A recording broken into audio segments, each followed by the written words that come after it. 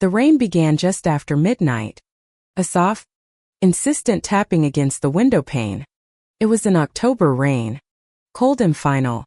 The kind that washes the last stubborn leaves from the oak trees and settles deep into the bones. I stood across the street from my own house, the collar of my thin coat pulled up to my chin, though it did little to stop the chill. In my hand, I clutched a small, cold piece of metal, a new key. The old ones were useless now. On the front door, the solid oak door Robert had sanded and stained himself all those years ago. A white envelope was stark against the dark wood. It was held in place by a single piece of tape. Inside was a note, written in my steadiest hand. My voice, when I replay the memory, is not angry. It's not even sad anymore. It's just quiet. The quiet that comes after a storm has passed, leaving devastation in its wake. This is the story of how I had to lock my own son out of my house. How I had to turn the place he once called home into a fortress against him. It all started 3 weeks ago, on a perfectly normal Tuesday, when the sun was still warm and I was foolish enough to believe that my quiet life would last forever. My days had a rhythm, a gentle cadence that I had cultivated in the 5 years since Robert passed. It wasn't an exciting life, but it was mine. I'd wake with the sun, the soft light filtering through the lace curtains in my bedroom, the same curtains Robert had hung for me on our 25th anniversary. I'd make my coffee and take it out to the back porch, where I'd sit in his old wicker chair and talk to his roses. "You're looking a little thirsty today, old friend," I'd murmur to the deep red Mr. Lincoln bush he'd been so proud of. Some might call it lonely, talking to flowers, but to me, it felt like continuing a conversation. The house itself was a living album of our life together. It was a modest craftsman, the kind with a wide front porch and a gabled roof. We bought it with every penny we had. Back when Liam was just a toddler. It was a wreck, but Robert saw the potential. "Good bones, Martha," he'd said, running his hand along a dusty banister. "All it needs is a little love." And he gave it love. He spent every weekend for a decade fixing it. He laid the hardwood floors in the living room, board by board. He built the bookshelves that flanked the fireplace, each shelf measured to perfectly fit my collection of worn paperbacks. He even carved a small M+R into the bottom of the pantry door, a secret we kept just for ourselves. Every corner held an echo of his laughter. Every squeak in the floorboards was a familiar footstep. After he was gone, the house wasn't empty. It was full of him. It was my sanctuary. My retirement as a nurse had been a quiet transition. I swapped my scrubs for gardening gloves, my hurried hospital lunches for slow, solitary meals at my own kitchen table. I had my book club on Wednesdays, my volunteer shift at the local library on Fridays, and my Sunday calls with Liam. Life was ordered, predictable, peaceful. It was everything I needed. That particular Tuesday began just like any other. The autumn sun was bright, casting long shadows across the lawn. I had just finished weeding the rose beds, my hands smelling of earth and thorns, when the phone rang. I wiped my palms on my apron and answered, expecting it to be Eleanor from the book club, likely wanting to change our meeting spot. "Mom?" The voice was Liam's, but it was thin, stretched tight with a tension I hadn't heard since he was a teenager trying to explain a dent in the car. My own son. My only child. A wave of maternal instinct. That old, familiar alarm bell rang deep inside me. "Liam? Honey, is everything all right? You sound..." "I'm fine, Mom. I'm fine." He said it twice, which always meant he wasn't. Is this a bad time?" "Of course not. Sweetheart. What's going on?" I settled into the worn armchair by the phone, the one with the slight indentation on the left arm where Robert always used to rest his elbow. There was a long pause on the other end of the line, filled with the faint, staticky sound of his breathing. I could picture him perfectly, pacing, running a hand through his sandy hair. his brow furrowed with worry. He had his father's looks but my anxious heart. Mom, he began again, his voice cracking slightly. I lost my job. The words hung in the air between us. Liam worked in marketing, a respectable office job with a title I never quite understood but knew he was proud of. He was smart, hardworking. How could this happen? Oh, Liam. Oh, honey. I'm so sorry. My heart ached for him. I knew how much this job meant, how he felt the weight of providing for his own little family. It was downsizing. He stammered, the corporate jargon sounding flimsy and cruel. Half the department. Just like that. They called us into a conference room and that was it. He let out a shaky breath. And the thing is, Mom, the timing is it's terrible. What do you mean? Our lease is up at the end of the month. We were going to renew. But now, with no income, they won't let us. We have to be out in 2 weeks.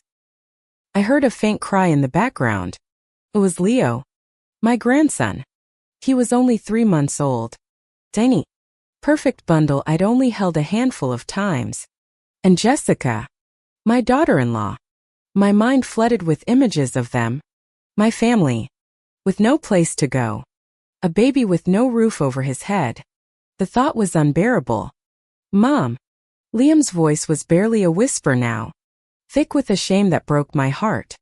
I don't know who else to ask. We have nowhere to go. I was wondering, just for a little while, just until I get back on my feet. Could we stay with you?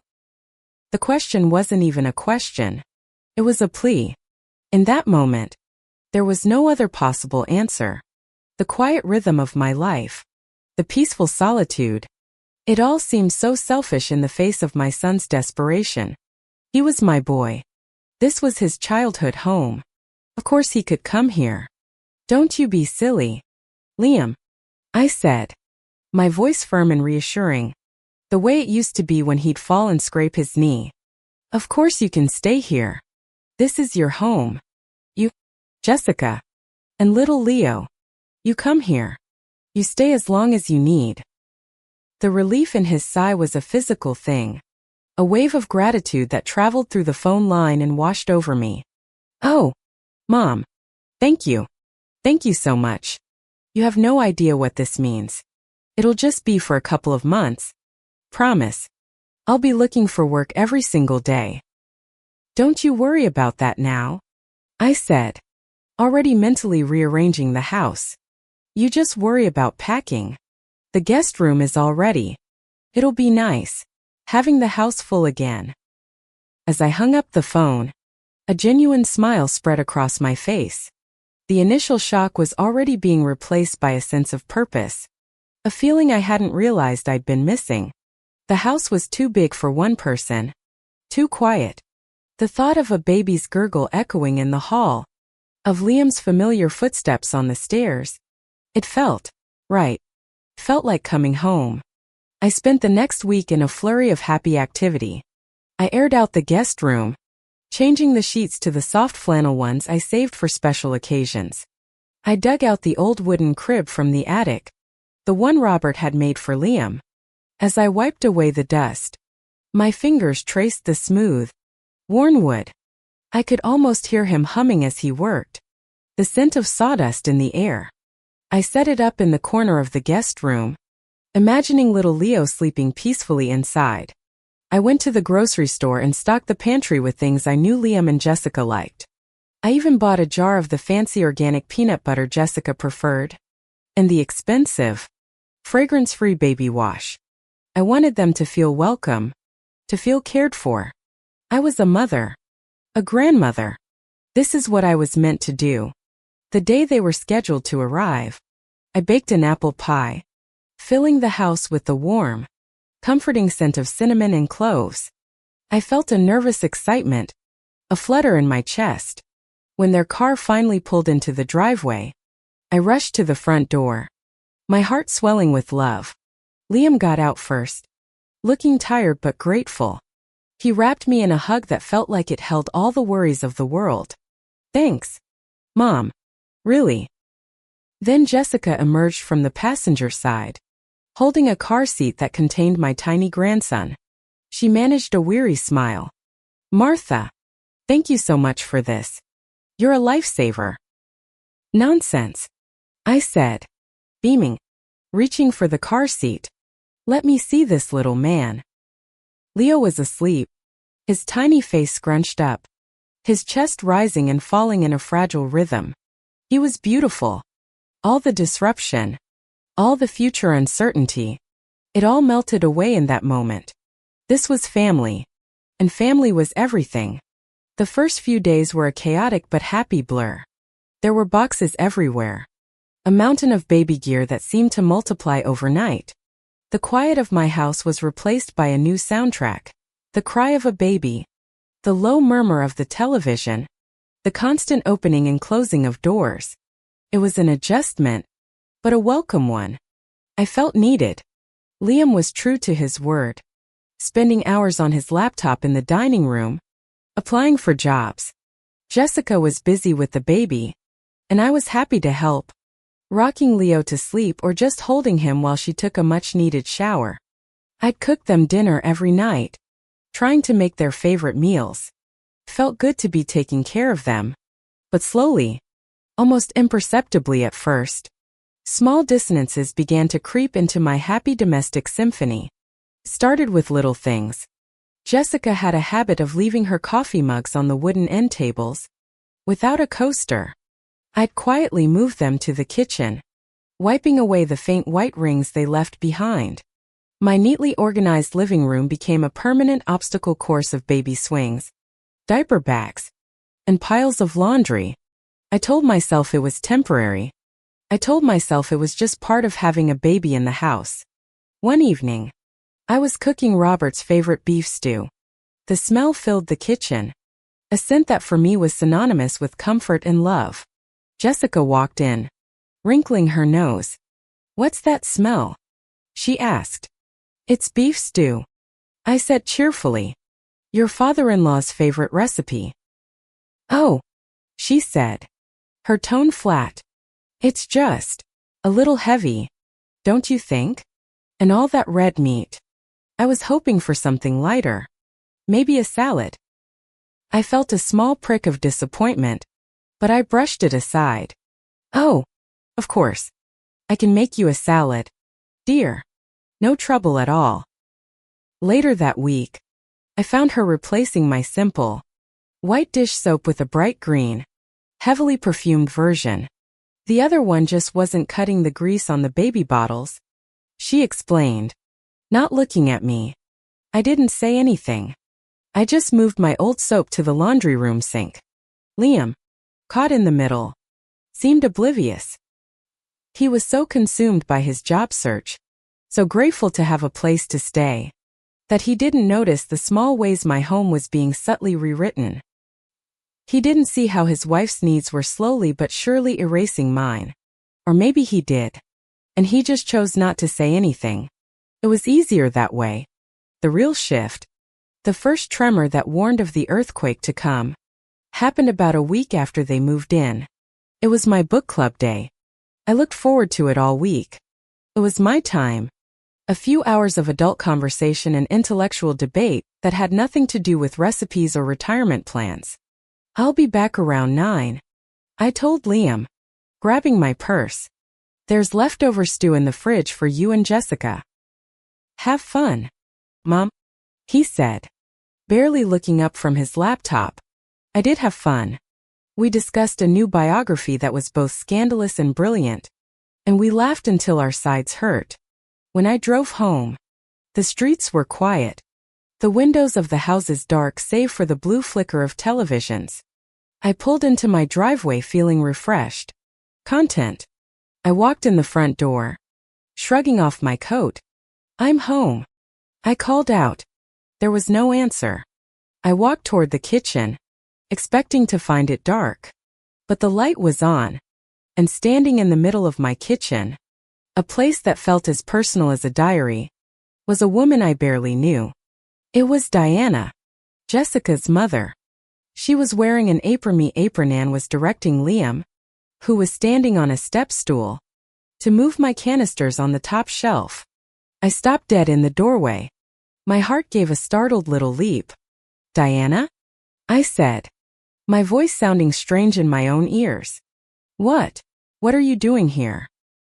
She turned, a bright, artificial smile plastered on her face. "Martha, there you are. We were wondering where you'd gotten to." She spoke as if she were the host and I were the tardy guest. I had my book club," I stammered, looking from her to my son, who now had the grace to look embarrassed. "Oh, that's nice," Diana said dismissively. She waved a hand around my kitchen. "I was just telling Jessie that this whole setup is completely impractical. You can't reach anything. So I decided to pop over and help her get it organized properly. I'm just going to stay for a week or so. You know, to help out with the baby. Jessie is just so overwhelmed." A week? She was going to stay for a week? In my house. No one had asked me. No one had even thought to tell me. I looked at Liam, my eyes pleading with him to say something, to explain. He just shrugged, a helpless little gesture. "Mom, Diana was just trying to help." I stood there, frozen in the doorway of my own kitchen, a stranger in my own home. The warm, comforting scent of my apple pie was gone. In its place was the sharp, cloying smell of Diana's perfume. And in that moment, I felt the first, true, terrifying chill of invasion. The foundation of my sanctuary had just been cracked. A week. The words echoed in the sudden silence of the kitchen. A week is not a long time. It's 7 days. 168 hours. But when it's a week you didn't agree to, in a house that is your only refuge, feels like a prison sentence. I stared at Diana, at her smug, self-satisfied smile, and felt a cold knot tighten in my stomach. She acted as if she were bestowing a great gift upon me, a royal visit from a benevolent queen. "That's very thoughtful of you, Diana," I managed to say. The lie tasted like ash in my mouth. "But we're managing just fine." "Nonsense," she chirped, waving away my protest as if it were a bothersome fly. "Jessica is exhausted. You can see it on her face. A new mother needs her own mother. It's only natural." She turned back to Liam. "Now, put the paprika next to the cayenne. Liam, for goodness sake. They're both red spices. It's just common sense." Liam, my son, my 6-foot-tall, 35-year-old son, meekly did as he was told, avoiding my gaze. He was trapped. I could see it. Trapped between his wife's mother and his own. And like always, he chose the path of least resistance. He chose to appease the loudest voice in the room. I didn't have the energy to fight. Not then. I was tired from my outing, and the shock of finding her there had drained me completely. I murmured a quiet good night, and retreated to my room, the guest room. I had to remind myself. My old room was now occupied by Liam and Jessica. It was a smaller room, at the back of the house, overlooking the garden. I had always thought of it as a peaceful little space. But that night felt like a retreat, a small corner I had been pushed into. As I lay in bed, the familiar sounds of my house were alien. I could hear the murmur of Diana's voice from the living room, constant, confident drone. I could hear her laughter, sharp and intrusive. It felt like a foreign broadcast had taken over my frequency, and I didn't know how to turn it off. The next morning, the invasion began in earnest. I came downstairs to find Diana had already made coffee, but she hadn't used my old percolator, the one Robert and I had used for 30 years. She had brought her own machine, a sleek, chrome monstrosity that now sat in the percolator's place on the counter, humming with an irritating efficiency. "I brought my espresso maker," she announced, as if she had brought peace to the Middle East. "That old thing you have, Martha. It makes mud, not coffee." You'll thank me for this. I didn't thank her. I just poured the bitter, too strong liquid into my cup and said nothing. My kitchen, my domain, was no longer my own. She rearranged my pantry according to her own bizarre logic, putting the canned goods on the highest shelf where I, a 5'3", couldn't possibly reach them. She threw out my cast iron skillet, the one Robert had seasoned perfectly over decades of Sunday morning pancakes. These old things are so unhygienic, she declared, dropping it into the recycling bin with a clang that made me flinch. I rescued it later, when she wasn't looking, and hid it in the back of a cupboard like a treasured secret. Jessica seemed to blossom under her mother's care, which only made things worse.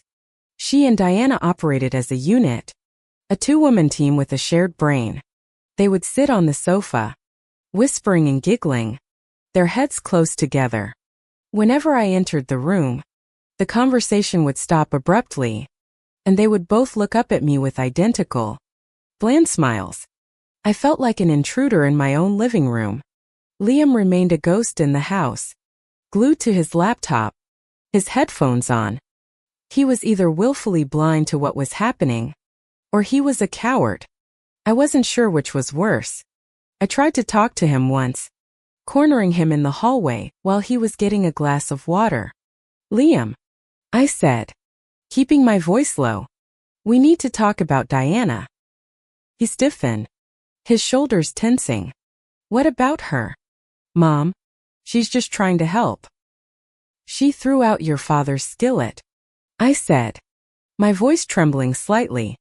She's taking over. He sighed, a deep, weary sound. Mom, please, don't make this a big deal. Jessica needs her. I need to focus on finding a job. Can't we all just get along for a little while? He was asking me to be the bigger person. He was asking me to absorb the discomfort, to swallow the disrespect, so that his life could be easier. It was the same thing he'd been doing his whole life. And like I always had, I gave in. What choice did I have? If I fought, I would be the villain, the difficult, ungrateful mother-in-law who couldn't appreciate the help she was being given. So I retreated further. I spent more time in my small room, or out in the garden. Even as the autumn air grew colder, the garden was the only place that still felt like mine. The only place Diana's influence couldn't reach. The week or so that Diana had announced stretched into 2. There was no mention of her leaving. She had unpacked her suitcase. Her toiletries crowded my small bathroom shelf. Her garish, fluffy pink bathrobe now hung on the hook on the back of the door, right where Robert's old flannel one used to be. Every time I saw it, it felt like a tiny stab to the heart. The first major crack in my composure appeared on a Thursday afternoon, nearly 3 weeks after Liam had first called me. I had been out for a long walk, trying to clear my head. The fall colors were at their peak, a riot of gold and crimson, and for a few hours, I had managed to feel a sense of peace. But the moment I turned onto my street, the familiar dread returned. I walked in the front door and was greeted by an unnerving silence. There was no baby crying, no television blaring. Strange, clinical smell, like lemons and ammonia, hung in the air. Hello? I called out. Jessica appeared at the top of the stairs. Oh, hi Martha. We're up here. Something in her tone made me uneasy. I walked up the stairs, my hand gripping the banister. The door to my old bedroom, the master bedroom, was open. I peered inside, and then I saw it. The room was in disarray.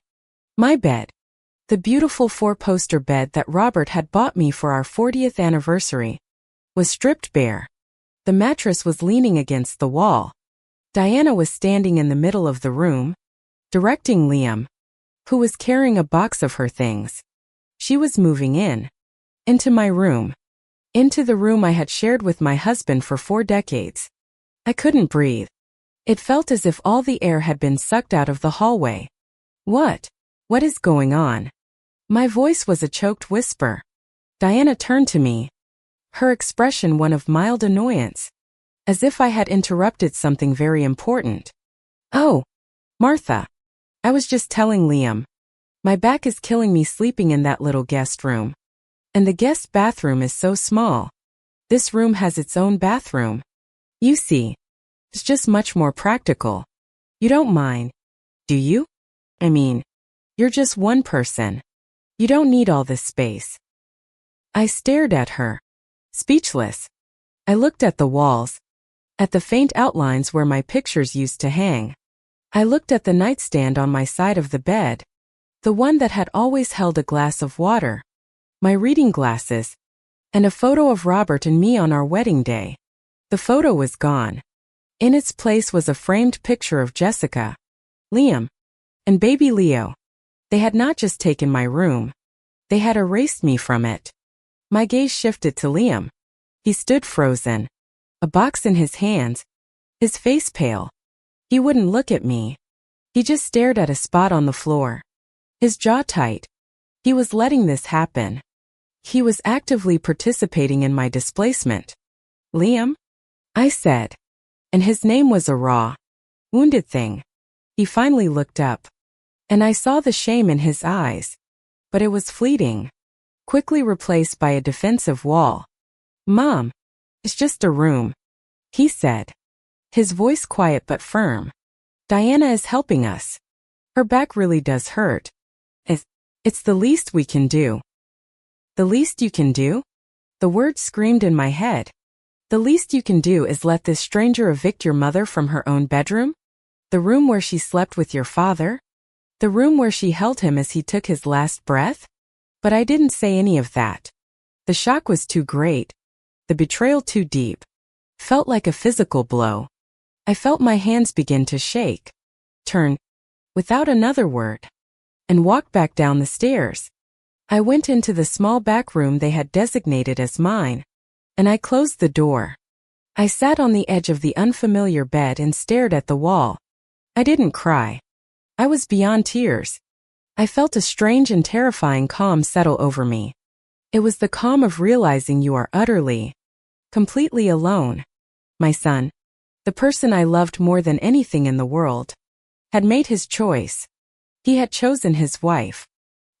He had chosen his mother-in-law. He had chosen convenience and quiet. He had not chosen me. That night, sleep was impossible.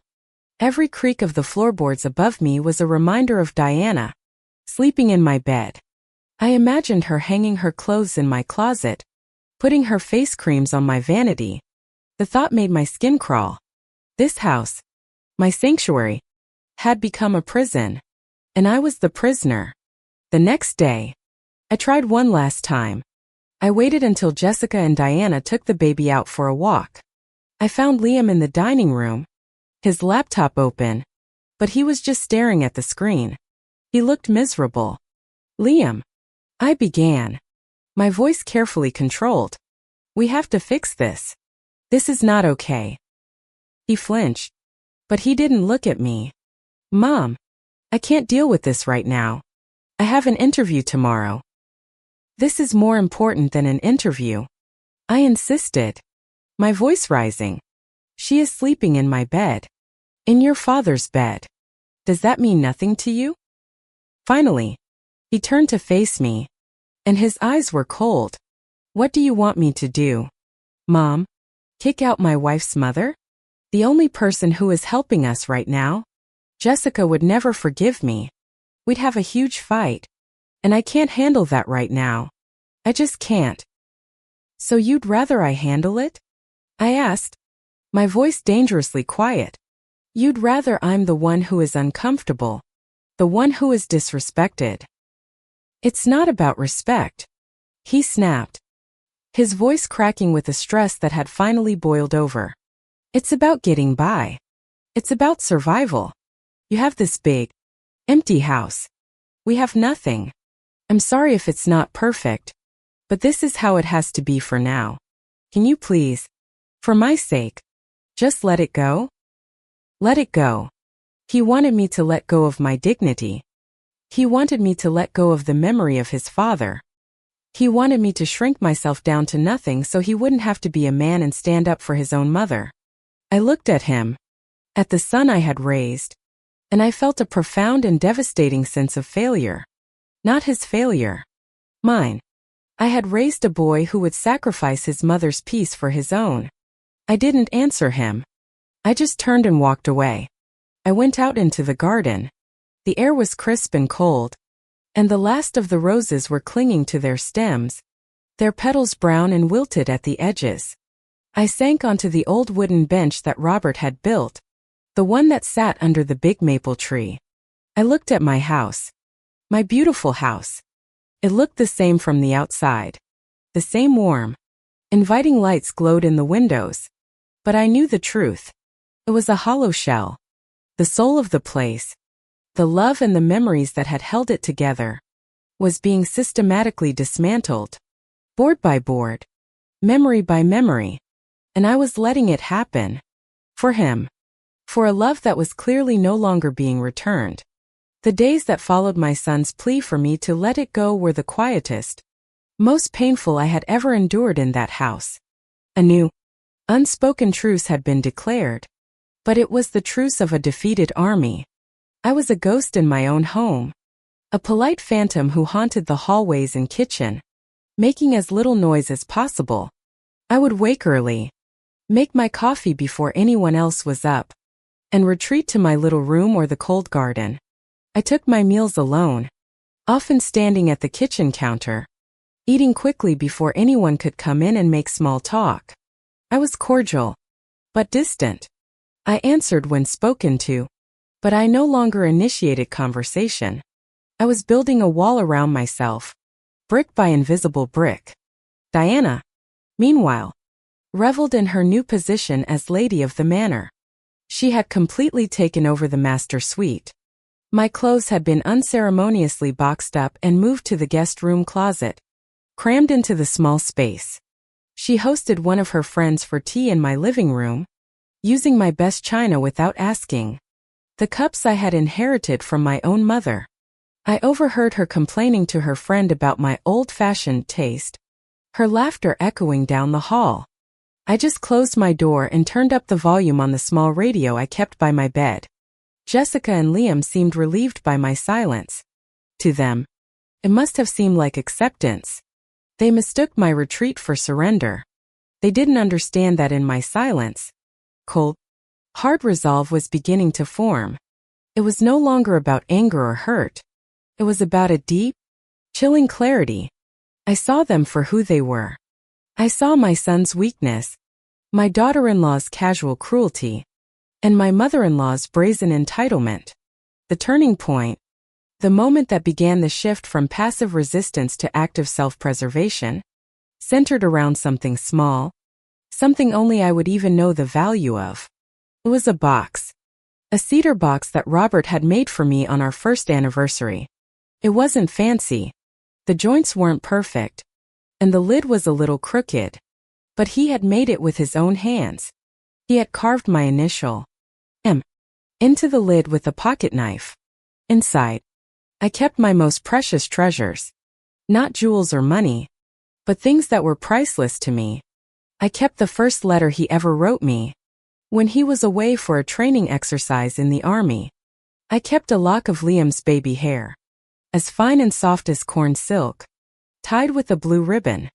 I kept a dried rose from my wedding bouquet, and I kept his watch. It was a simple, steel-case Timex. Not a fancy brand, but it was the watch he was wearing on our wedding day. The watch he wore when he held Liam for the first time. The hands had stopped working years ago, forever frozen at 3:17. But I never had the heart to fix it or throw it away. Its ticking had been the background rhythm of my life for so long. The box lived on my nightstand, the one next to my side of the bed. Or at least, it used to. After Diana had staged her coup and taken over my room, I had quietly moved the box to the top of the dresser in the guest roomy room. It was the first thing I saw in the morning and the last thing I saw at night. It was my connection to everything that mattered. One Tuesday morning, I came back from my volunteer shift at the library. The house was quiet. I went to my room to put down my purse, and my eyes immediately went to the dresser. The box was gone. A cold panic seized me. It wasn't a frantic, screaming panic, but a slow, icy dread that spread through my veins. My breath hitched. I looked around the room, thinking maybe I had moved it. On the floor? In the closet? No. I would never be so careless. I forced myself to be calm. I walked out of my room and looked down the hall. The door to my old bedroom was ajar. I could hear Diana on the phone inside, her voice bright and cheerful. I walked to the doorway and peered in. She was sitting in my armchair, the one Robert had always favored, filing her nails as she chatted. And there, on the floor next to a pile of her glossy magazines, was my cedar box. It had been cast aside, treated like clutter, like a piece of junk she had cleared away to make room for her own things. My blood ran cold. I didn't say a word. I just walked into the room, past her, and picked up the box. She stopped talking and looked up at me, a flicker of annoyance in her eyes. "Oh, that old thing," she said, as if noticing it for the first time.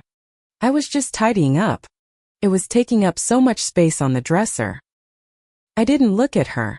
I just held the box to my chest, my knuckles white. I turned and walked out of the room, back to my own little space. I set the box down carefully on the bed and sank down beside it. My hands were trembling so badly I could barely unlatch the small brass clasp. I needed to see them.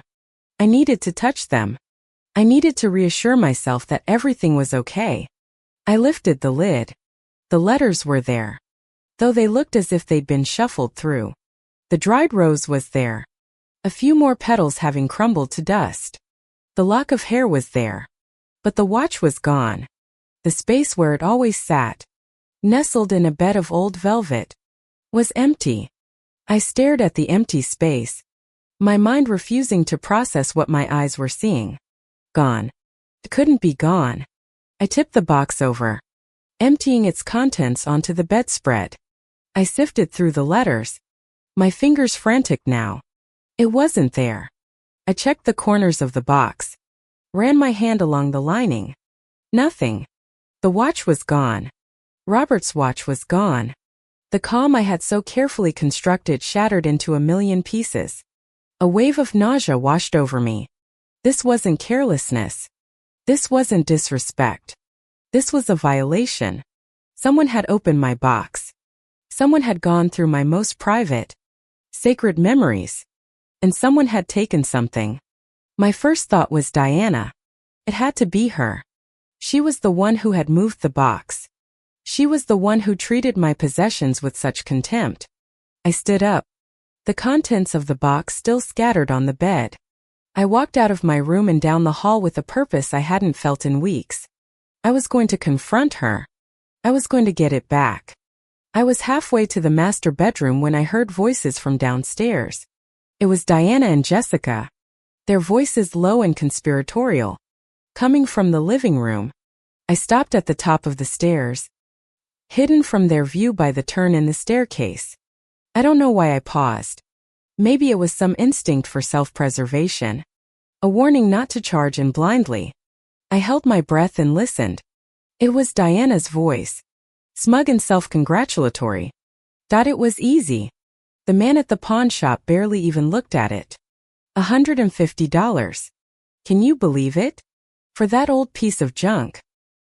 My heart stopped. A pawn shop? Old piece of junk? No, it couldn't be. Then I heard Jessica's voice, hushed and anxious. "Mom, are you sure this was a good idea? What if Liam finds out? He loved his dad. He might actually notice it's gone." "Oh, please," Diana scoffed. "He won't notice a thing. And if he does, what are you going to do? You'll just tell him his mother must have misplaced it. You know how she is. So sentimental and disorganized. Liam will believe you. He always believes you over her." There was a short laugh. Cruel, sharp sound that cut right through me. "Besides," Diana continued, her voice dropping to a confidential whisper. We need the money. The deposit for that new apartment isn't going to pay for itself. This is just a little contribution from the landlord. The world tilted on its axis. My ears were ringing. I gripped the banister to keep from falling. It wasn't just Diana. It was Jessica, too. My daughter-in-law. They had conspired together. They had stolen from me. They had stolen my husband's memory and sold it for cash. And they were planning to use that money to leave, laughing about how my son would believe their lies over my truth. The betrayal was so absolute, so complete, that it transcended pain. It was a chemical change in my blood. The love I had for my son, the patience I had for his wife, the tolerance I had for her mother, it all curdled into something cold and hard and heavy. They thought I was weak. They thought I was a sentimental old woman they could push around and steal from. They thought my love for my son was a leash they could use to control me. They were wrong. I didn't confront them. What was the point? There was nothing to say. There was nothing to salvage. They had shown me who they were. They had taken a memory and turned it into a transaction. They had taken my love and used it as a weapon against me. I backed away from the staircase, as silent as a thief. I walked back to my room, my movements stiff and robotic. I looked at the scattered letters on my bed, the lock of hair, the crushed petals. They looked fragile, vulnerable. I carefully gathered them up and placed them back in the cedar box. I closed the lid. It felt like I was closing a coffin. I picked up my purse and my car keys. I didn't look back. I walked down the stairs, past the living room where they were still whispering and planning, and out the front door. The cool autumn air hit my face, and for the first time in weeks, I could breathe. I got in my car. I didn't know where I was going at first. I just drove. I drove past the park, past the library, past all the familiar landmarks of my quiet life. They looked like scenery from a movie about someone else. Then I knew. I knew exactly what I had to do. It wasn't a choice anymore. It was a necessity. It was an act of survival. I turned the car around and drove to the hardware store. The big, impersonal sign glowed in the afternoon light.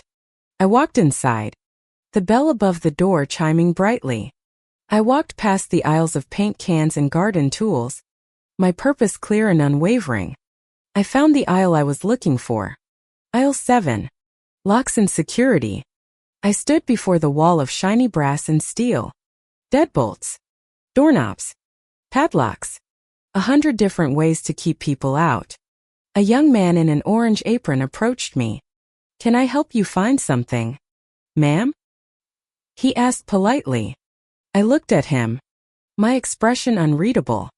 Yes, I said, my voice clear and steady, without a trace of a tremor. I need to change all the locks on my house. I need the best ones you have. The young man at the hardware store didn't question me. He probably thought I was a recent widow, or perhaps the victim of a burglary. He showed me a set of high-security deadbolts, explaining the features: the reinforced strike plates, the anti-pick cylinders. I listened politely, nodding in all the right places, but my mind was elsewhere. I was thinking of the sound of Diana's laughter.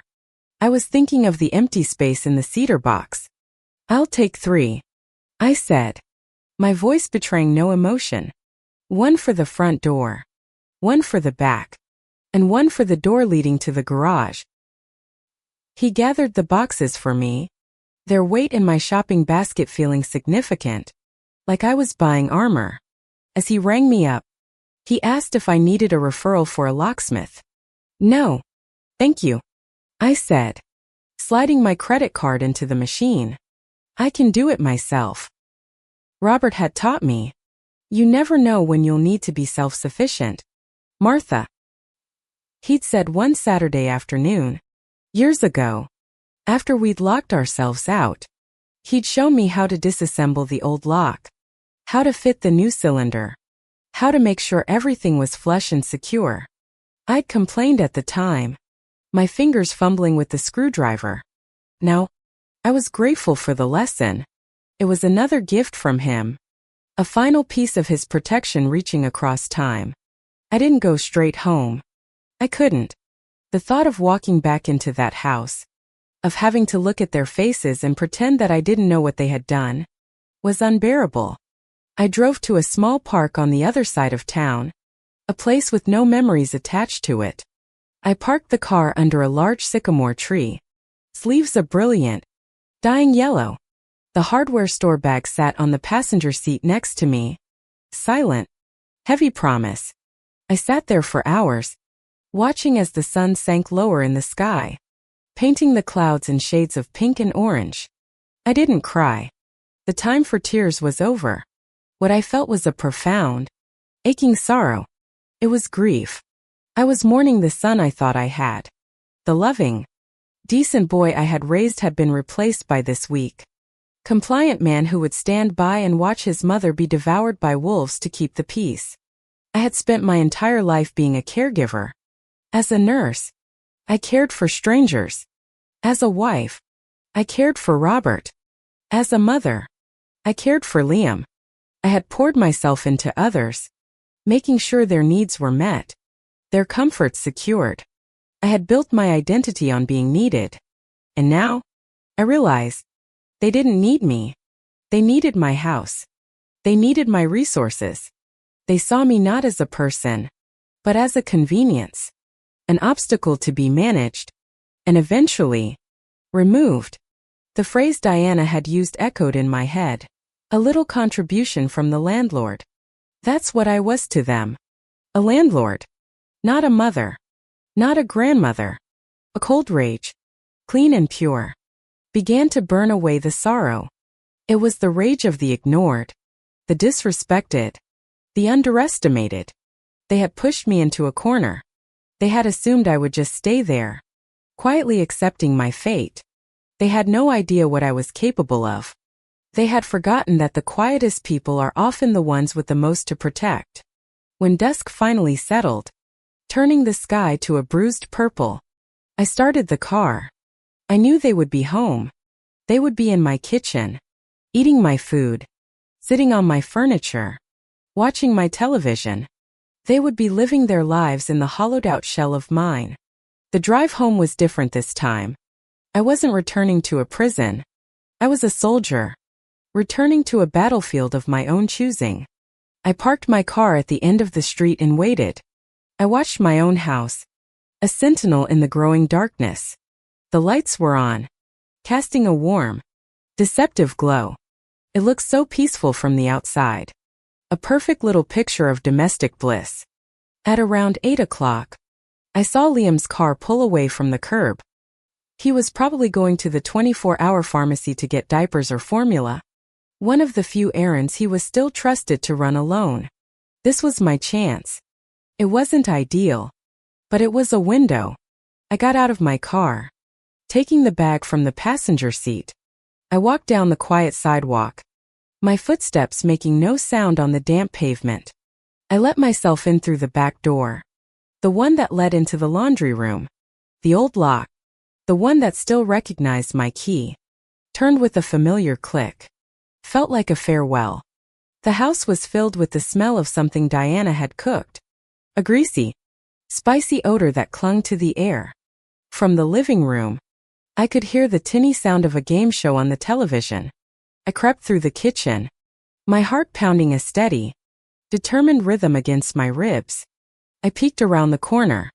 There they were, Diana and Jessica, sitting side by side on my sofa, their faces illuminated by the flickering blue light of the screen. Baby Leo was asleep in a bassinet next to them. They were laughing at something the host had said, completely oblivious. They looked so comfortable, so at home. The sight of them solidified my resolve.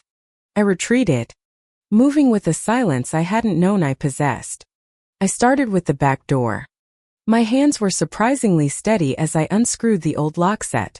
The metal was cool against my skin. I worked quickly, efficiently, just as Robert had shown me. I removed the old cylinder, the one that had welcomed my son home for his entire life. I slid the new one into place. It was shiny and unforgiving, I tightened the screws, my movements precise. One down. Next, the garage door. This one was quicker. I didn't bother being quiet. The sound of the television would cover any noise I made.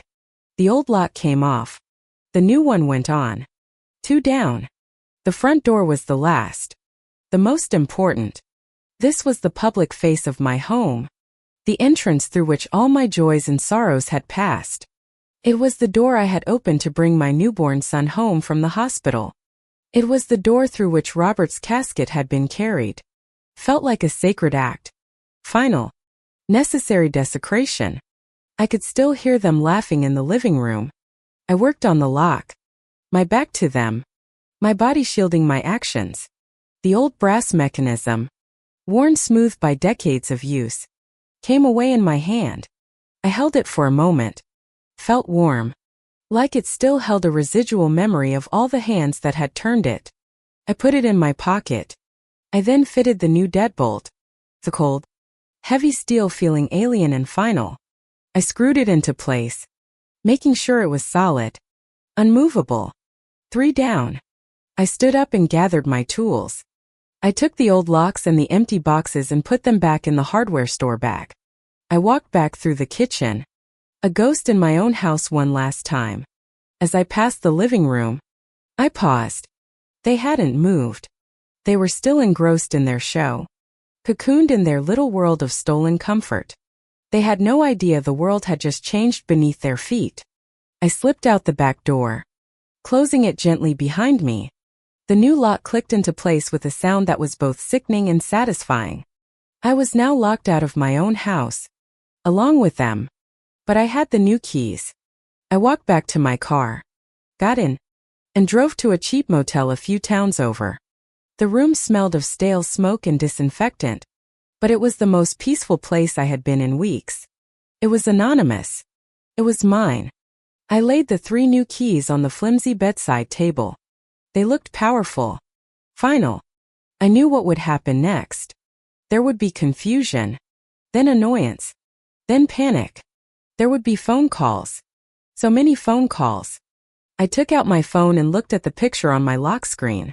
It was a photo of me and Robert, taken on our last anniversary. We were standing in the garden, and he had his arm around me. We were both smiling. Felt like it was taken a lifetime ago. I held the phone in my hand, my thumb hovering over the power button. With a deep breath, I pressed and held it until the screen went black. The silence in the motel room was absolute. It was the silence of a decision made. The silence of a bridge burned. The silence before the storm. And for the first time in a long, long time, I felt like I was in control. I had taken back the key to my own life. Now, all I had to do was wait for morning. I didn't sleep. I don't think I could have, even if the lumpy motel mattress had been comfortable. I sat in the single, stained armchair, the one tucked into the corner by the window, and watched the neon sign across the street flicker on and off. Motel. Vacancy. Each blink felt like a punctuation mark in the long, silent sentence of the night. I didn't feel regret. I didn't feel guilt. The emotion that filled the sterile, lonely room was a strange, hollowed-out peace. It was the feeling of a surgeon who has just completed a radical but necessary amputation. The sickness had been cut away. The limb was gone. And the wound was raw and deep. But the body could now begin to heal. I imagined the scene at the house. Liam would have returned from the pharmacy. He would have tried his key in the front door, frowning when it didn't turn. He would have tried again, jiggling it, maybe cursing under his breath, assuming the old lock was just being difficult. Then he would have called Jessica, telling her to open the door from the inside. And she would have found that the deadbolt wouldn't turn. The chain of confusion would begin. They would try the back door, the garage door. Each lock would meet them with the same silent, unyielding resistance. Panic would set in. They would realize this wasn't an accident. This was deliberate. Their first thought would be a break-in. They would check the windows. But then, inevitably, their thoughts would turn to me. The quiet, resentful old woman who had disappeared that afternoon. They would start calling my phone, as if on cue.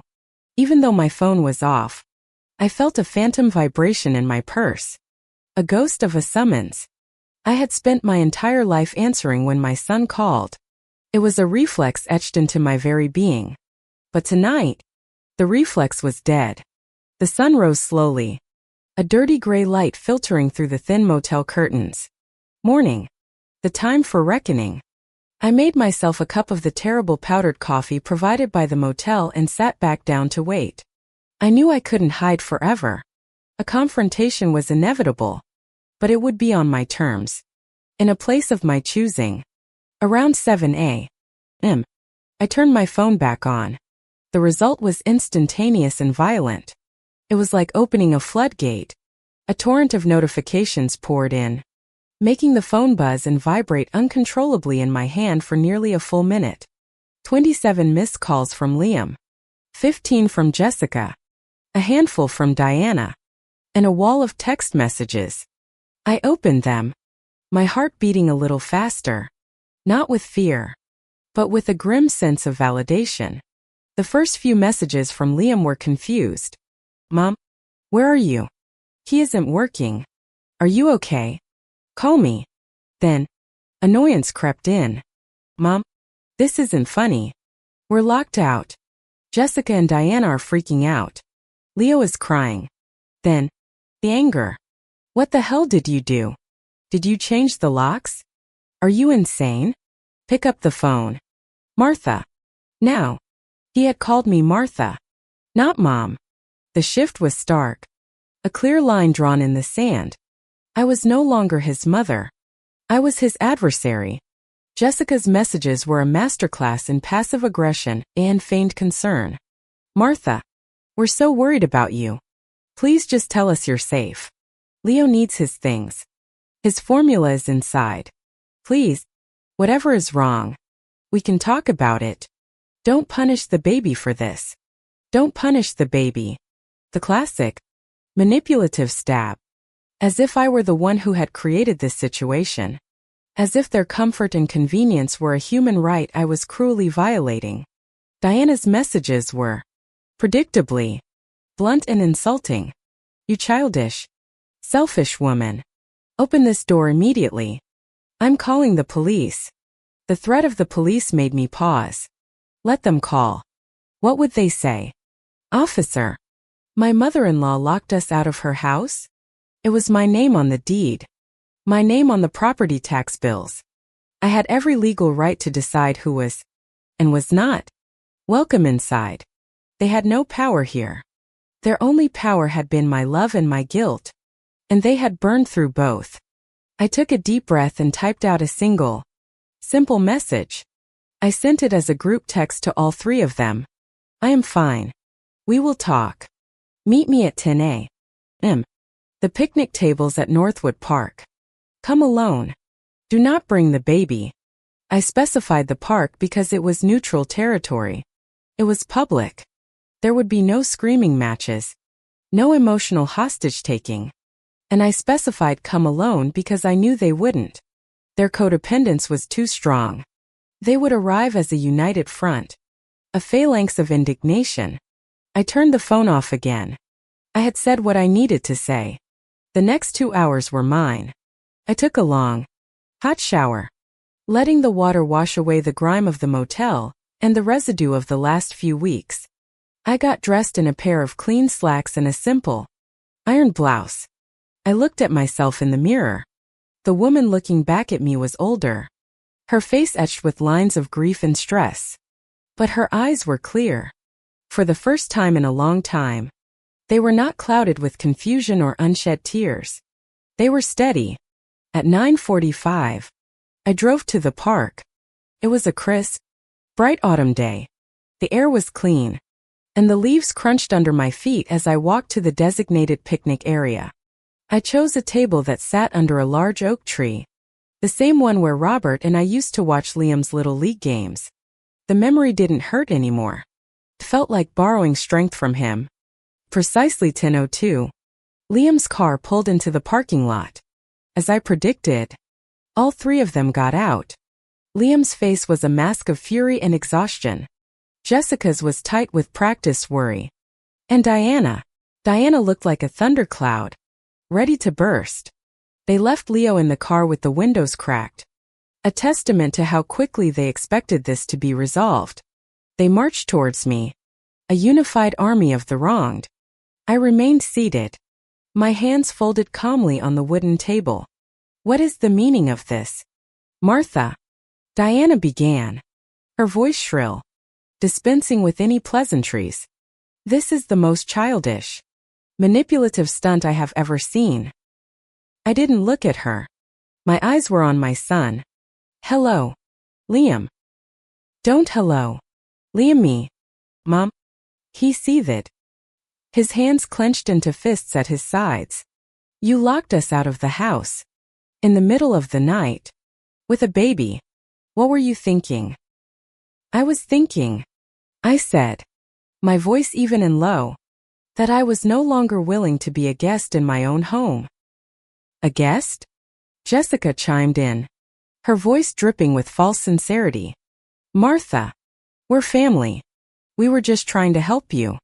The house is so big for one person. So big you decided to move your mother into my bedroom? I asked, my gaze shifting to her. For the first time, she had the decency to look away. My back was hurting.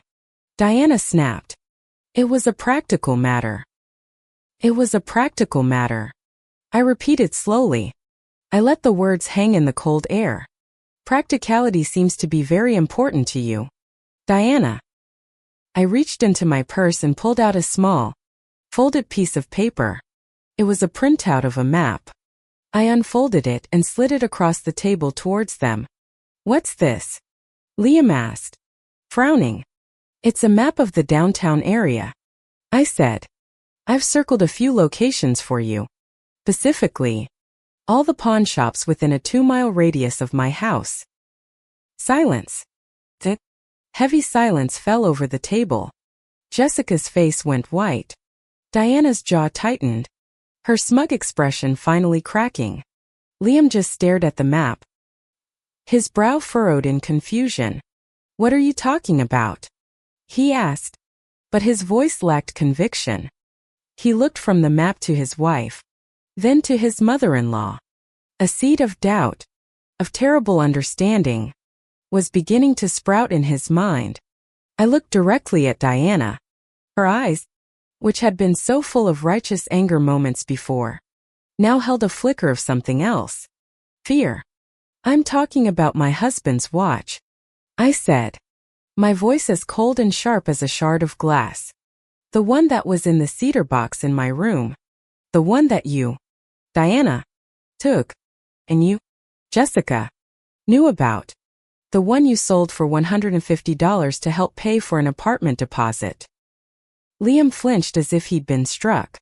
He turned to Jessica, his face a canvas of dawning horror. Jess? What is she talking about? My dad's watch? Jessica began to stammer, her eyes darting around wildly. I don't know. She's upset. She's not thinking clearly. Oh, I am thinking more clearly than I have in years, I said, cutting her off. I heard you. Both of you. Yesterday afternoon. You were in the living room, congratulating yourselves, laughing, calling it a contribution from the landlord. The truth, spoken aloud in the clear light of day, was devastating. Liam stared at his wife, his mouth slightly agape.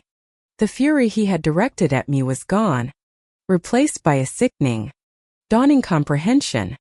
He was finally seeing them, not as the victims, but as the perpetrators. You sold my father's watch? He whispered, his voice cracking. It wasn't a question. It was the sound of his world breaking.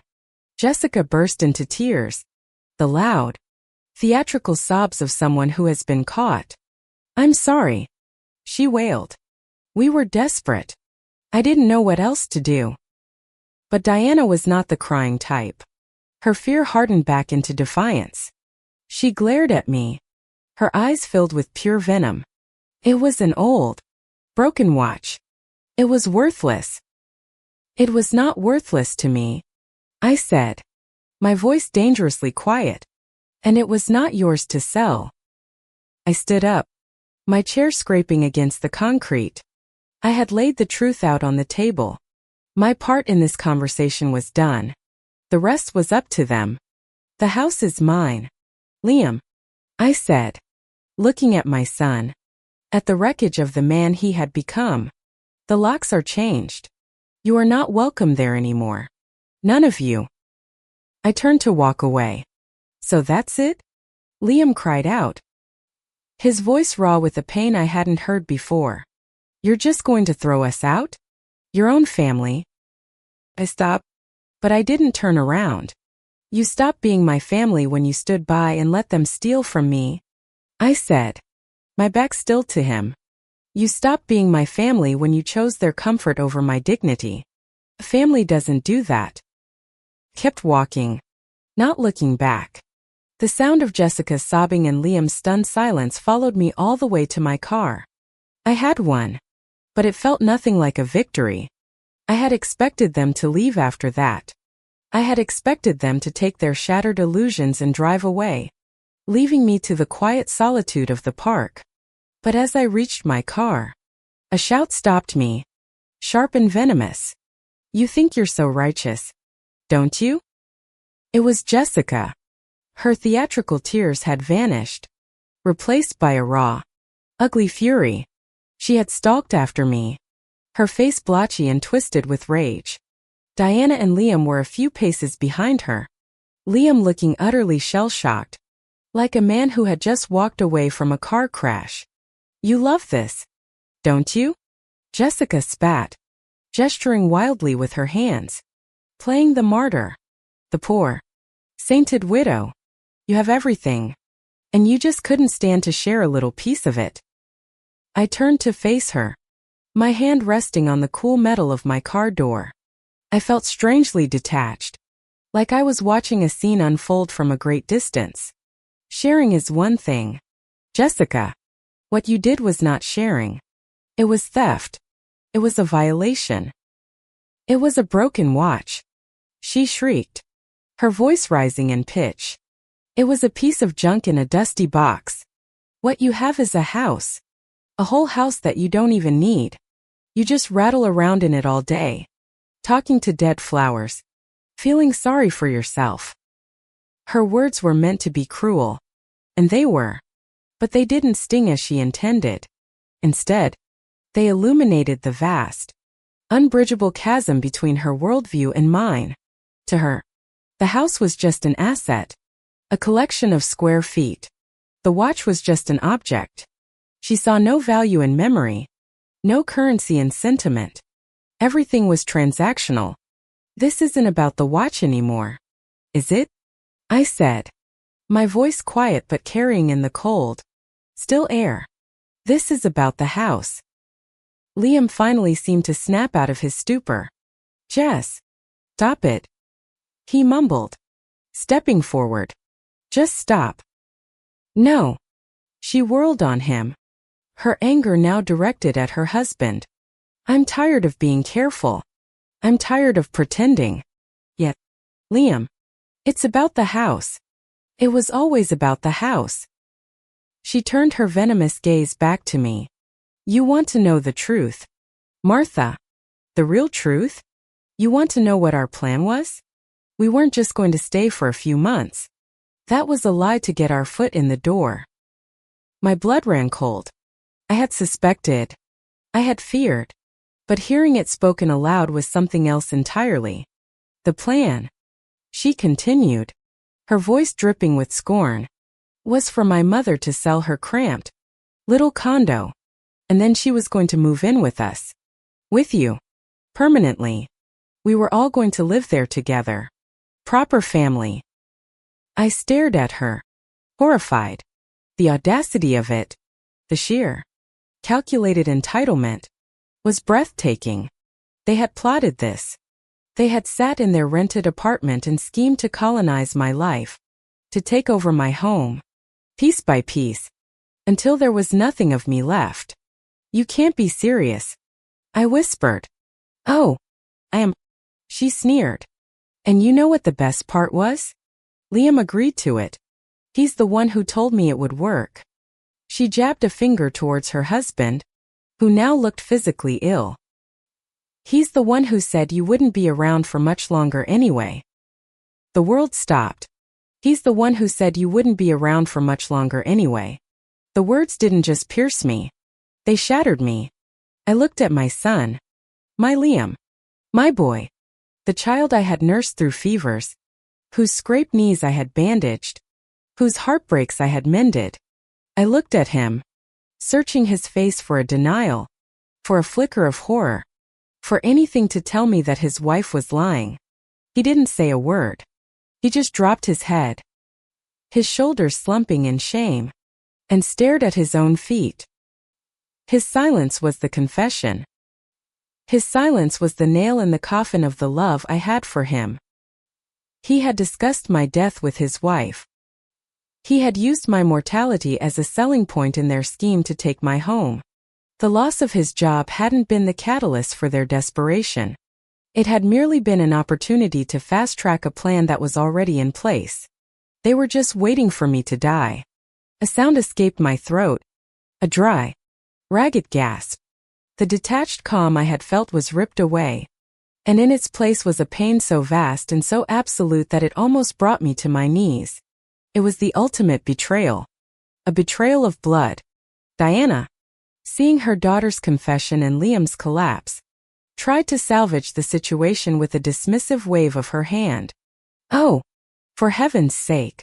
Jessica, you're being dramatic. It wasn't like that. Wasn't it? I asked, my voice a dead, hollow thing. I finally understood everything. The little invasions, the disrespect, the theft. It was all part of the same strategy to make me feel so small, so powerless, so grateful for their presence that I would accept anything. They were termites, eating away at the foundations of my life, waiting for the whole structure to collapse. I pushed myself off the car door, standing up straight.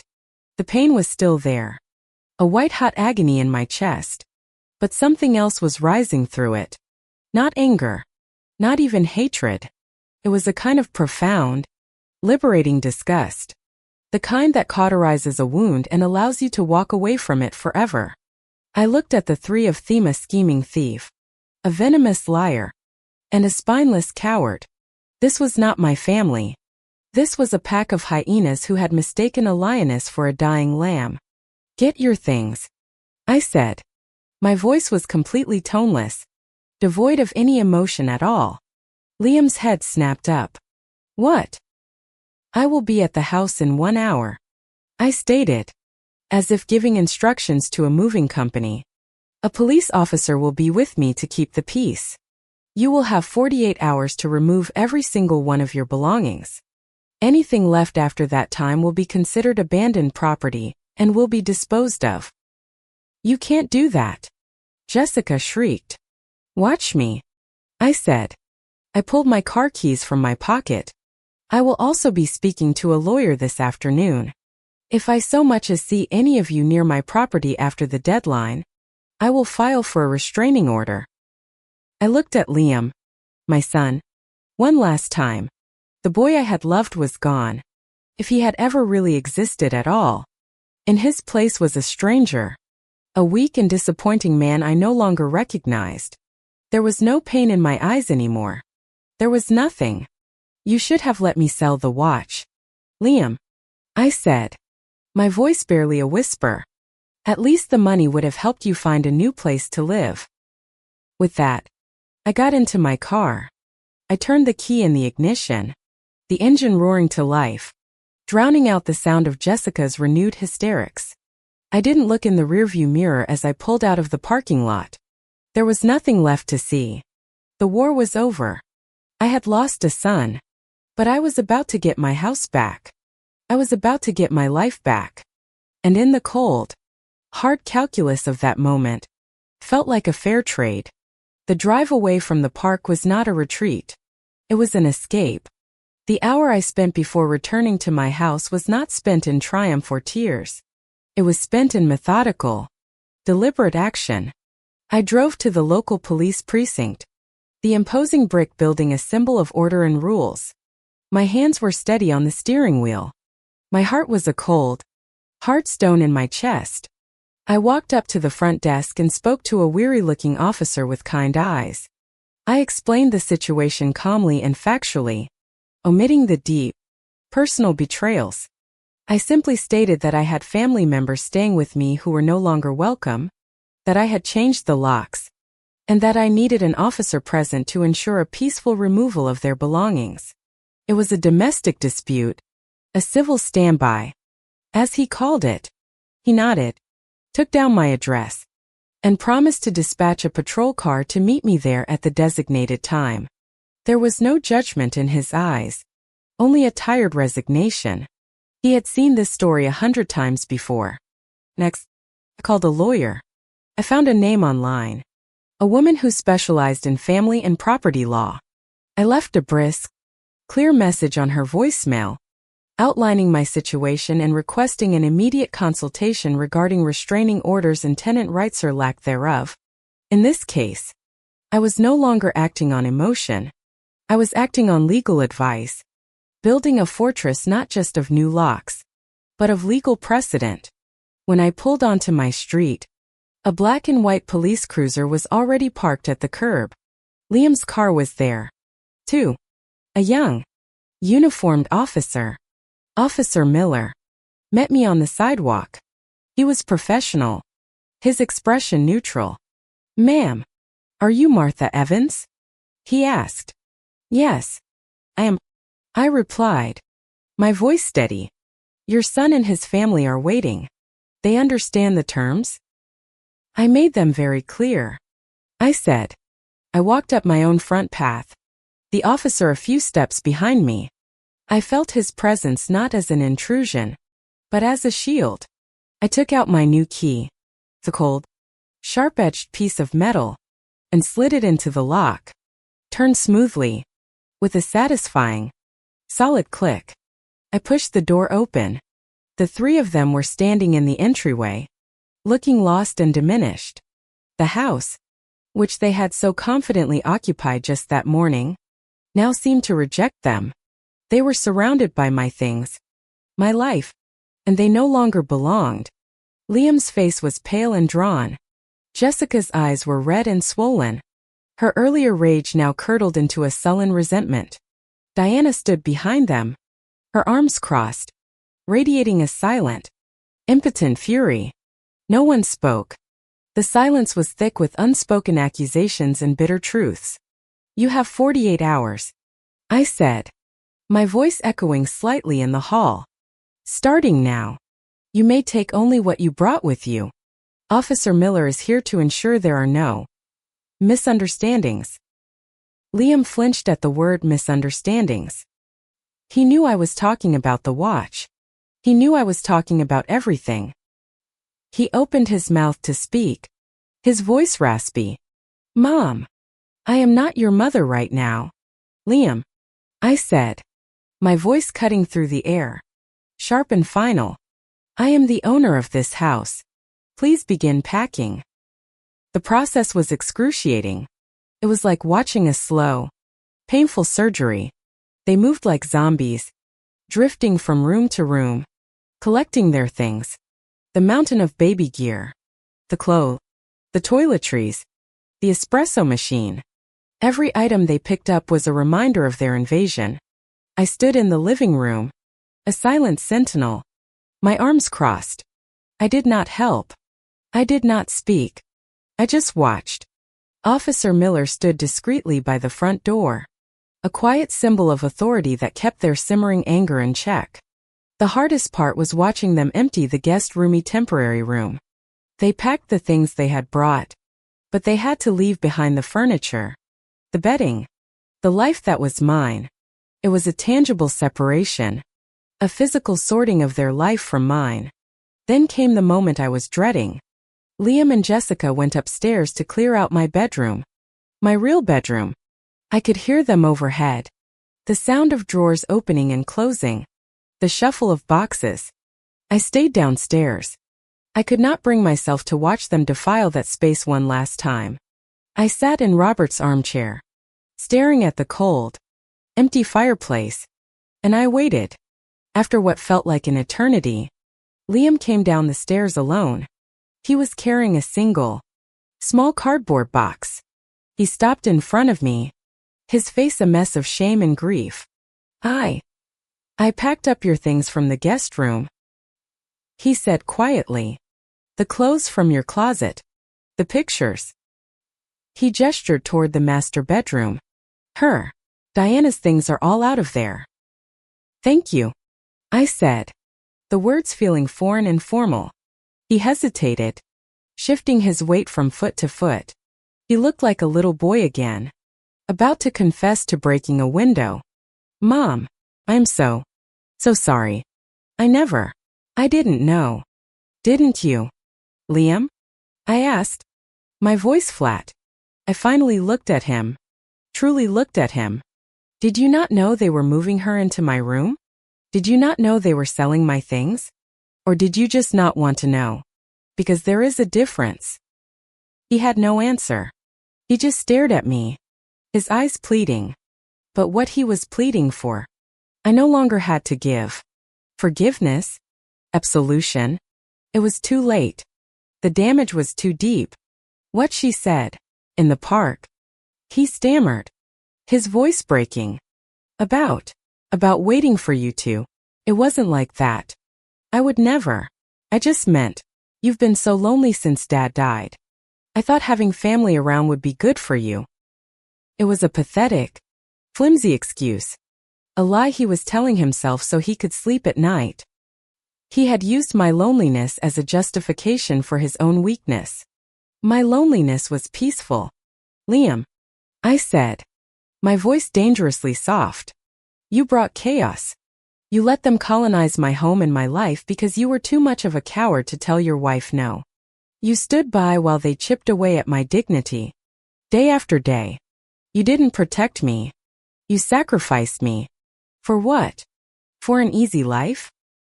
Tears were streaming down his face now, silent and useless. What can I do? Please, Mom, tell me what I can do to fix this.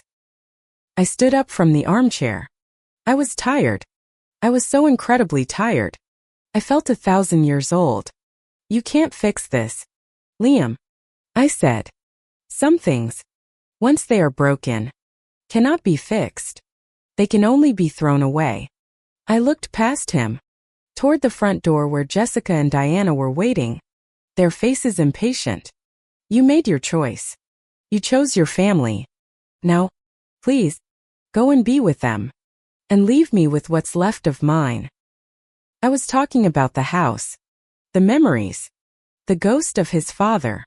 That was my family now. He seemed to shrink, the last bit of hope draining from his face. He finally understood.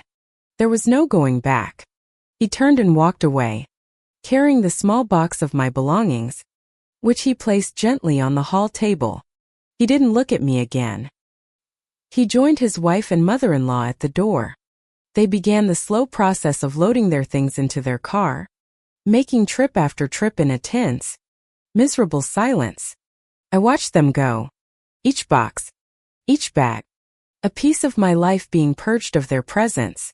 The final item they removed was the baby's crib. The crib Robert had made. As Liam and Jessica struggled to carry it through the doorway, my heart gave a painful lurch. It felt like they were carrying away the last piece of Liam's childhood, the last tangible link to a time when our family was whole and happy. For a fleeting second, I wanted to scream, "Stop! Leave it! It's mine!" But I held my tongue. Let them take it. It was just wood and nails. The memory of it was mine. And that? They could not touch. The house was already starting to feel lighter, as if it could breathe again. With every item that left, a little bit of my peace returned. The last car door slammed shut with a sound of finality that echoed down the quiet street. I stood at my living room window and watched as the car, overloaded with boxes and bags, pulled away from the curb. I watched until its red taillights disappeared around the corner. And then, they were gone. Silence descended upon the house. It was a different kind of silence than before. It wasn't the lonely, hollow silence of a life in waiting. It was a deep, resonant silence. The silence of sanctuary. The silence of peace regained. Officer Miller, who had been an unobtrusive presence for the last few hours, stepped forward. "Are you going to be all right, ma'am?" he asked, his voice gentle. I turned from the window and gave him a small, weary smile. "Yes, officer. I believe I am." "All right, then. If you need anything else, don't hesitate to call." He tipped his hat and let himself out, the front door clicking softly behind him. I was alone, truly alone. For the first time in what felt like an eternity, I stood in the middle of my living room and just breathed. The air still held a faint, foreign scent of Diana's perfume and the greasy food they had cooked, but it was already dissipating, being replaced by the familiar, comforting smell of old books and lemon polish. The house was a mess. Not a dirty mess, but a mess of empty spaces. There were blank spots on the walls where their pictures had been. There were indentations in the carpet where their furniture had sat. The dining room table, which had been commandeered as Liam's office, was now just a table again, cleared of his laptop and stacks of paper. The house felt scarred, but it also felt like my own again. I didn't start cleaning. Not right away. Instead, I began a slow, deliberate pilgrimage through my own home, reclaiming it room by room. I started upstairs. I walked past the guest room, its door wide open, its bed stripped bare. I would deal with that later. My destination was the master bedroom. My bedroom. I pushed the door open. The room was empty of their presence, but it felt violated. The air was wrong. I walked to the window and threw it open, letting the crisp, cold autumn air rush in, chasing out the last ghosts of them. I pulled the sheets and the comforter from the bed, the ones Diana had slept on. I bundled them up, carried them to the laundry room, and stuffed them into the washing machine, adding an extra measure of detergent. A baptism. I went back upstairs with a box of my own things, the one Liam had packed. I unpacked it slowly. I put my clothes back in my closet, my familiar, comfortable sweaters and slacks replacing the ghost of her garish wardrobe. I placed the picture of Robert and me back on my nightstand, right where it belonged. His smile, frozen in time, seemed to welcome me home. Finally, I picked up the cedar box. I held it in my hands for a long moment. The smooth wood warm against my skin. The violation of it still ached. The memory of the empty space where the watch should have been. It would forever be a scar. But the box itself was still mine. The letters were mine. The lock of hair was mine. The memories were mine. I placed it back on the nightstand, next to the photograph. A piece of my soul, restored to its rightful place. Over the next few days, I engaged in a quiet, therapeutic ritual of erasure. I scrubbed the kitchen counters until they shone, eradicating any trace of their fingerprints. I rearranged the pantry, putting my things back in their proper, logical places. I retrieved the old cast-iron skillet from its hiding place and set it back on the stove.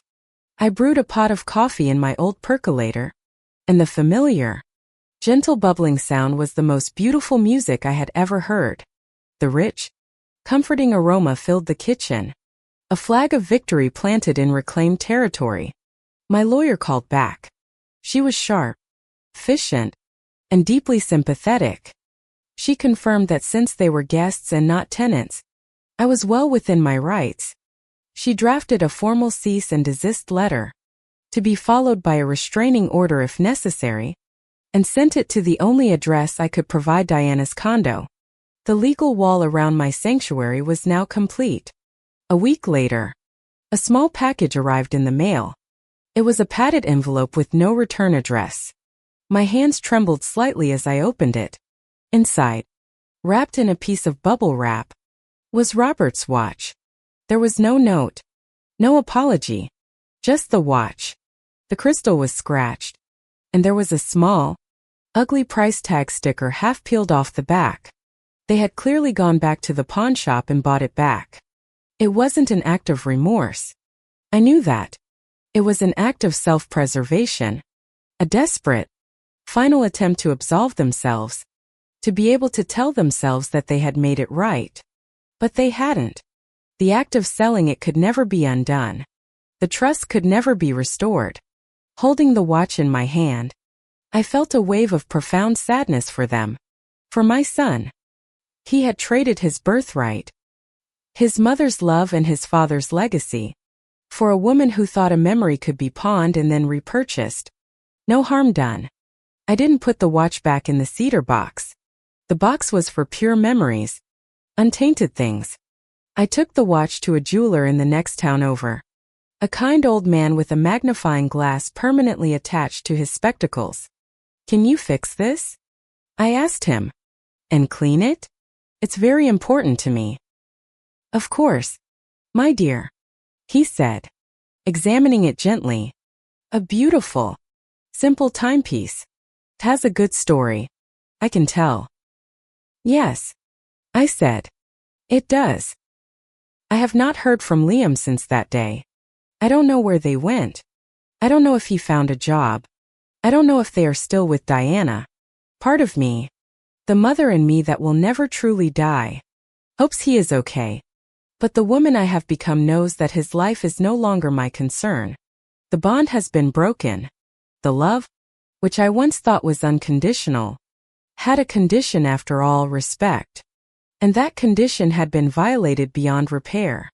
Sometimes, late at night, when the house is quiet and the wind is rustling the leaves in the old oak tree, I think of him. I think of the baby, Leo, my grandson. I wonder if he will ever know me. I wonder what stories they will tell him about the grandmother who threw them out into the cold.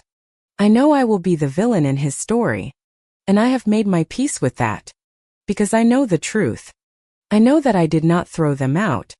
I simply opened the door, and they had already shown themselves the way. My life has found its rhythm again. The book club, the library, the garden.